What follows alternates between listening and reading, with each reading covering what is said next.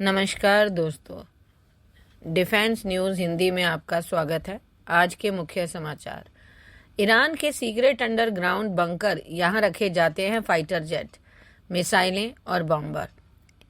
इस बार करहा उठेगा रूस। अमेरिका ने मॉस्को पर लगा दिए 300 से ज्यादा नए प्रतिबंध। 1971 में बर्लिंगटन में से उड़ान भरने के बाद लोगों समेत लापता हो गया था ये विमान।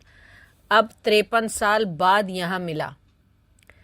इटली में खालिस्तान समर्थकों ने तोड़ी महात्मा गांधी की मूर्ति। पीएम मोदी करने वाले थे उद्घाटन। चीन के इस चंद्रयान ने कर दिया करिश्मा। यूक्रेन को फिर मिल रही पश्चिमी हथियारों की खेप के बीच। पुतिन जाएंगे उत्तर कोरिया। किम जोंग क्या देंगे उपहार। अब खबरें विस्तार से।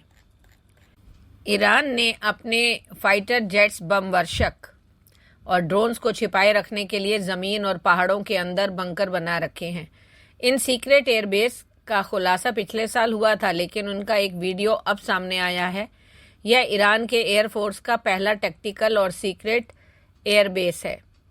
ईरान के सीक्रेट एयरबेस का एक वीडियो सामने आना है तो ये इतनी गहराई में बना है कि किसी भी तरह के हमले से ईरानी हथियारों, मिसाइलों, फाइटर जेट्स और बम वर्षकों को बचा सकती है। यानी इन सीक्रेट एयरबेस पर किसी भी तरह के परमाणु हमले का कोई असर नहीं होगा। इन्हें ईरान में मिसाइल सिटी भी बुलाते हैं। इनमें ईरान अपने F-4 फाइटर जेट्स और medium range Imad ballistic missiles रखते हैं। इसके अलावा इन बंकरों में मीडियम रेंज की मिसाइलें भी सुरक्षित रखी जाती हैं। ये बंकर सतह के 500 मीटर की गहराई में मौजूद हैं। अगला, अमेरिका ने रूस को एक बड़ा झटका देते हुए उस पर नए प्रतिबंधों की बेड़ियां लगा दी हैं। इससे यूक्रेन के खिलाफ 2 वर्षों से अधिक समय से युद्ध में लड़ रहे रूस की स्थिति कमजोर हो सकती है। अमेरिका ने अब रूस पर 300 से अधिक नए प्रतिबंध लगा दिए हैं, जिनका मकसद मोटे तौर पर चीन, संयुक्त अरब अमीरात और तुर्की समेत विभिन्न देशों के व्यक्तियों व कंपनियों को रूस की सहायता करने से रोकना है। अमेरिका ने यह कदम इटली में होने वाले G7 शिखर सम्मेलन से पहले उठाया है।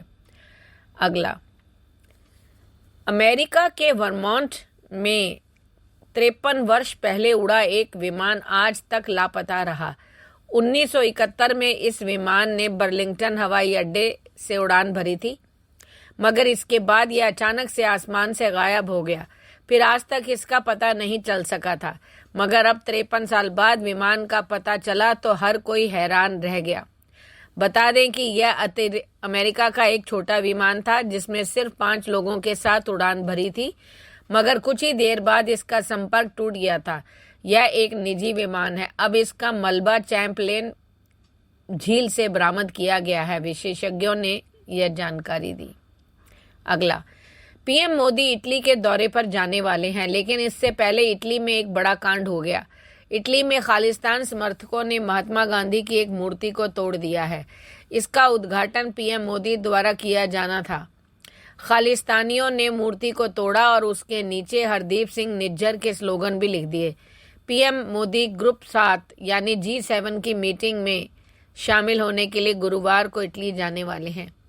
तीसरी बार प्रधानमंत्री बनने के बाद यह उनका पहला विदेश दौरा है, लेकिन मोदी के दौरे से पहले ही खालिस्तानियों ने ये काम कर दिया और उससे लेकर भारत ने चिंता जताई है। अगला, भारत द्वारा चंद्रमा की सतह पर चंद्रयान 3 के सॉफ्ट लैंडिंग के बाद चीन ने भी यह करिश्मा कर दिखाया है। इतना ही नहीं, चीन का चंद्रयान चांग-E6 चंद्रमा की सतह से पत्थर और मिट्टी लेकर धरती की तरफ कूच कर चुका है। चीन के चांग-E6 अंतरिक्षयान का मॉड्यूल पिछले सप्ताह चंद्रमा से सैंपल लेकर पृथ्वी की ओर बढ़ा। चीन की अंतरिक्ष एजेंसी इसे जटिल यात्रा का पल पल का अपडेट रख रही है। उनकी योजना है कि यान योजनाबद्ध तरीके से पृथ्वी पर बिना किसी परेशानी के लैंड हो जाए। अगला, रूस के राष्ट्रपति पुतिन, यूक्रेन को पश्चिमी हथियारों की खेप मिलने के जवाब में जल्द ही उत्तर कोरिया का दौरा करने वाले हैं। पश्चिमी देशों को आशंका है कि वह उत्तर कोरिया से हथियारों की डील कर सकते हैं। पुतिन के आने की खबरों के बीच उत्तर कोरिया के तानाशाह किम जोंग उन पर बुधवार को रूस के साथ देश के बढ़ते संबंधों का स्वागत किया। उन्होंने रूसी राष्ट्रपति व्लादिमीर पुतिन उनके साथ अपनी तीसरी बैठक के लिए जल्द ही उनसे मिलेंगे। पिछले वर्ष सितंबर में पुतिन के साथ बैठक के लिए किम जोंग ने रूस की यात्रा की थी। धन्यवाद।